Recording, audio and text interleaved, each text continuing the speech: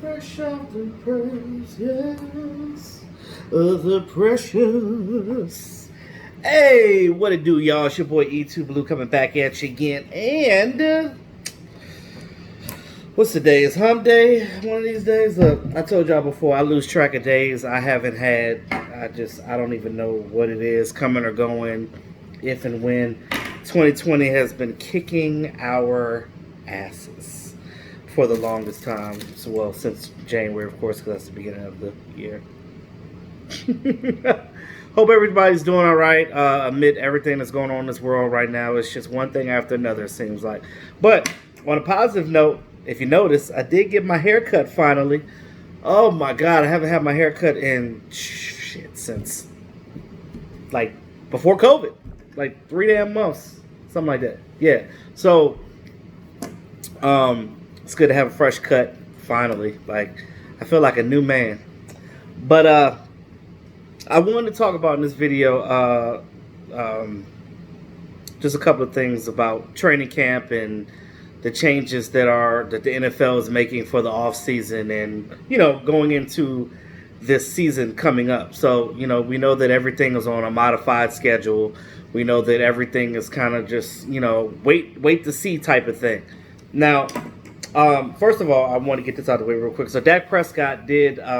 He pledged $1 million for the funding of everything that's going on right now with the police brutality and things of that nature. Of course, I'm not going to get into it because I'm not going to talk about that type of stuff on this channel. I might start a new channel where I'll do something different like that. Who knows? You never know. But he pledged $1 million to basically improve police training and address systematic racism through education and advocacy. Now, that is very admirable from the young Dak Prescott. People always talk about, oh, he's not worth this, he's not worth that. I tell you guys all the time, I will never tell a grown man what he's worth or what he ain't worth. And I told you guys, I'm not really trying to talk about him too much right now until something happens with his contract. Dak Prescott got enough going on. He's dealing with the death of his brother, and things of that nature, and personal stuff. So, I mean, I don't even think that his concentration is on this right now. His agent is pretty much dealing with the majority of the stuff. He's basically telling Dak, hey, this is what we're going to do. And he's like, okay, well, I trust my agent, so I'm going to do what my agent tells me to do because I pay him a service to make sure that I get my money and things of that nature. So that's just how that works. Now, he pledged $1 million, and this is what we say about true leadership, a guy that you want on your team.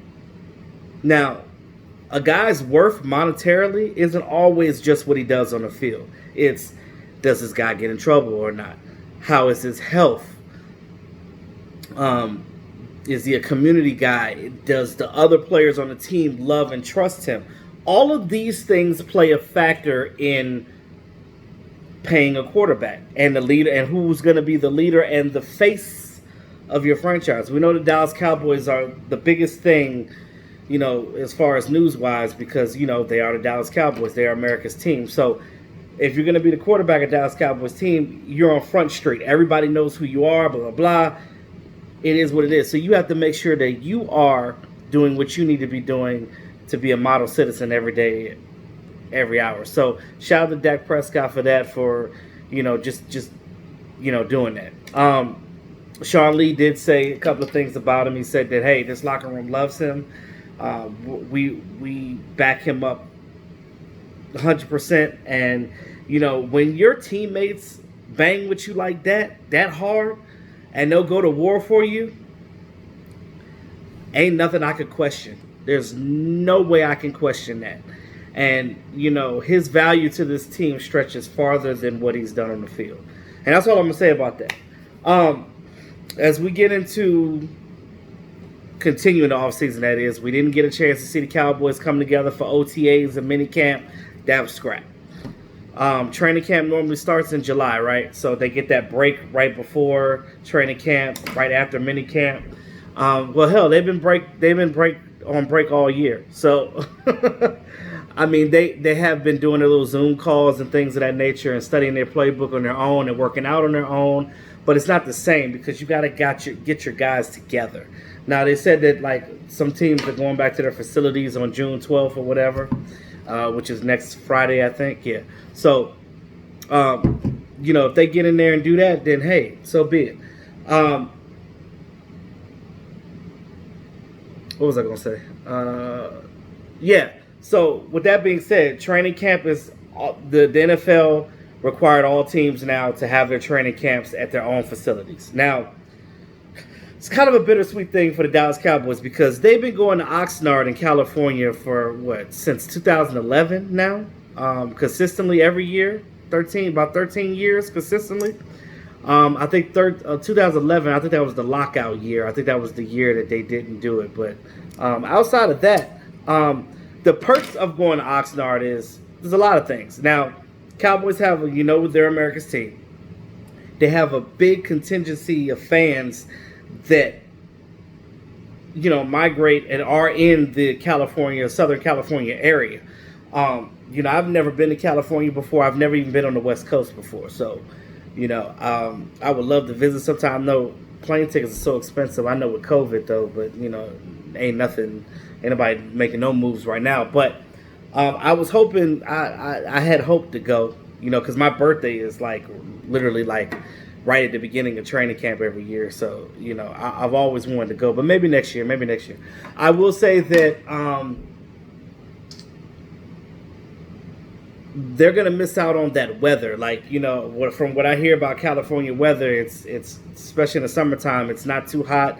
It's between 72 and 80 degrees. Nice, you get a breeze here and there. It's not like sweltering hot like it is in Texas. Texas heat be so hot, man. You can see the devil walking down the street. He just got his pitchfork. He just getting it. He just like, what y'all doing over there? You know what I'm saying? It's hot. So outside of that, I mean, that's one of the biggest things they're going to be missing. So having training camp at home, they're going to be dealing with all that heat. You know what I mean? But the good thing about the new headquarters that they have in Frisco, Texas at the Star, they have an outdoor practice field, and they also have an indoor, what they call multi-use field indoor, which is like literally like a couple of feet from their locker room. Like literally they come out of that area where the field is, the indoor field is, and their locker room is right down the hall right there. So normally in training camp, they'll have the majority of training camp in Oxnard, and in the last week of training camp, they'll come back to the Star and have the last week of training camp. So the thing that's going to be funny this year is because, again, they're going to be out there in the heat this year, so them rookies are going to be like, oh, this is a hell of a time for me to come for the Cowboys. But I'm pretty sure that if things get too heated, if the guys get too many cramps and stuff, they'll probably move them indoors. So they'll probably do like every other day, inside today, outside today, or they'll do like a morning practice outside, because typically it's a little cooler in the morning than it is in the dead of the afternoon. So that's why, like, most people, when they run and stuff, I normally run at nighttime. I like to run at night because, when I'm working during the day, I don't have like a desk job, so I'm a field guy. So when I'm a technician out in the field, like, if I run before work, I'm gonna be tired. I ain't gonna be able to, because my job is physically taxing, so I'm not gonna be able to get my work done. So what I would do is I would, run in the evening time. But those people that do work out and run in the morning, it's typically cooler in the morning. Now in Texas, I guess it's hot. It don't matter what time of day it is. It's probably hot as hell regardless. But what I'm saying is it's a little cooler in the morning. So if they have their morning practice, 8 a.m., whatever, they have that. They have their breakfast. They do like their meetings and stuff like that. Then they'll have an afternoon practice. They'll have their meetings. They'll do. I'm thinking like when I was in a marching band, I was like sectionals. But they have like their little groups, like position drills. Then they have lunch, and then they can have afternoon practice inside. So I think that's how they would do it. That's how I would do it if I was the coach. That way it'd keep your guys from experiencing heat strokes and things of that nature, because that sucks. Because I know me, I don't like running or exercising in the heat. Like, my body will shut the hell down quick. You ain't getting much out of me in the heat. But that's the bittersweet thing. Like, they'll be close to home. They'll have all their stuff there. Now, obviously, because they want to limit flights, they want to limit travel, because you got to wear face masks, you got to sanitize everything. So, they want to make sure that, if teams are in their own facilities, like I said, it's less travel. Now, they will have to travel anyway when they go play their preseason games. Now, we know the Dallas Cowboys have 5 preseason games this year because they play in Canton, Ohio against the Steelers in that game. And then you have your teams that you play a lot of West Coast teams. And then you come back home and you play the Texans. I think they have the Texans or whatever. They always play Texans in the 4th game of this preseason or whatever. But with that being said, let me know what you guys think about the modified schedule for training camp and that they can't go to Oxnard. It sucks because I know a lot of people like to go to Oxnard. But and I know Big Game James said this, shout out to Big Game James. Those of you guys that saw the video, I was on his channel a couple of days ago. We had a nice little chat. It was really good. So shout out to Big Game James. I think that if they allow fans to come to the Star, because I have never been to the Star, because I think the last time I was in Texas, they had it closed down for whatever reason. I think that if they invite fans, I'm definitely gonna go. You know what I mean? Like if things open up a little bit, I don't know. With these protests and stuff, they might shut everything right back down again. Who knows? I don't know. But I mean, just let me know what you guys think in the comments about that. About the Cowboys staying in Frisco instead of going to Oxnard like they normally do. But again, this breaks 13-year straight thing that they were doing going to Oxnard. I know that our new coach Mike McCarthy, he was really hoping for the team to go to Oxnard because he already had a schedule set up. He knew what he wanted to do, but it's okay because he can still do it in at home in Frisco. So we'll see what happens. Now it's crazy though. I'll talk more about Mike McCarthy and the difficulties that he's gonna be having as a new coach with this team because of COVID-19. But I'll talk about that in the next video. Real quick though, before I end the video, those of you that have been watching my channel since the beginning, you guys know how I normally do in the off season. So a lot of other YouTubers don't talk about the undrafted free agents. They forget them sometimes. I try to include everybody in my videos. So what I'm going to do, and I did this last year too. I did it last year and it worked out really well. So I did a video on each one of the undrafted players, and I will do that again this year as well. So look out, those videos are coming next. So I'll be doing those between now and when I get all of the free agents done. So you'll see those in the next couple of days.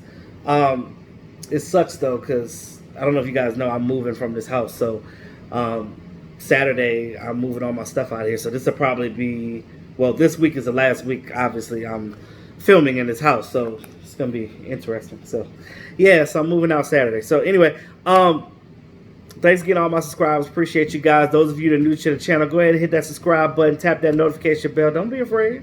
Don't be afraid. Just get this content. It's your boy E2 Blue, always keeping it real. Talk to y'all soon.